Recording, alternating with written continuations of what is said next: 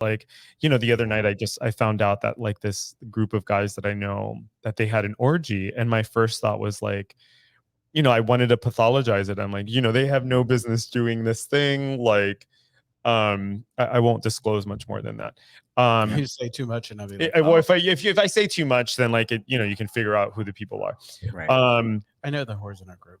I love it. But the point is that I have to be very careful not to put my shit onto other people. It's like, I heard you say that last week too, and I liked that. I and it's like, and one of the things that I have to own is that like I am still working through stuff. You know what I mean? Like I'll be 40 in September, and I'm still working through like old ideas and behaviors, and like and so that's kind of how I think about sex addiction, which is like, that's what's so good about our relationship. And I think we are, what you were just saying, it's like we on a lot of things we're on opposite ends of the spectrum, but I'm absolutely respect and understand. It's like and the fact that I feel like with the way that I think about sex and sexuality and all that good stuff, when I got to, and I know not everybody gets there, but when I got to a place where I'm going to talk about it,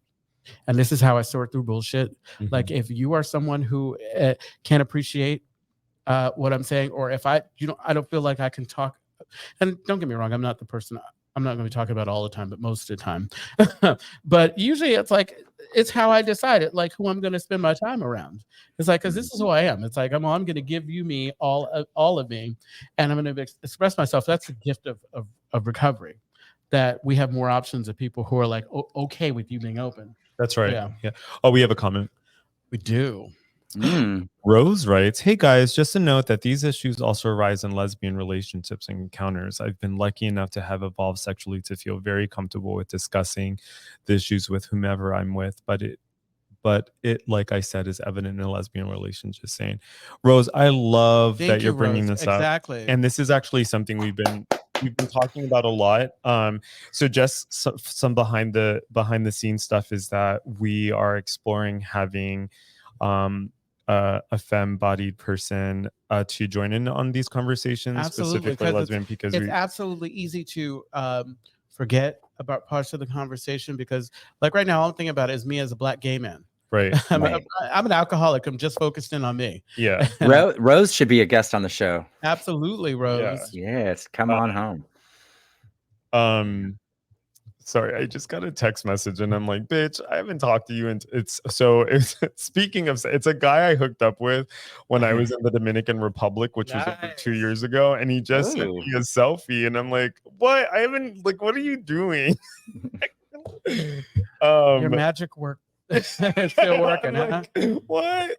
Anyway, he just had a moment. Because I was like, what are you doing? Okay. Giggle, giggle. But Rose, thank you for bringing that up. I know, Rose. That like, you're 100. That's 100%. You make us do better. Yeah. 100% yes. True. But yeah, and so having your comment contribute to the conversation in a really meaningful way. So we have, I think, 9 minutes left or 5 minutes left. And so I don't want to. 4 minutes left. Okay. 4 minutes. Oh, wow. We're going to do our little thing, and then we're going to go to our podcast. Yeah. So we're going to, we'll close out the on-air stuff. And then for folks who are interested in the rest of this conversation, you can tune into. We love you too. We love you too, Rose.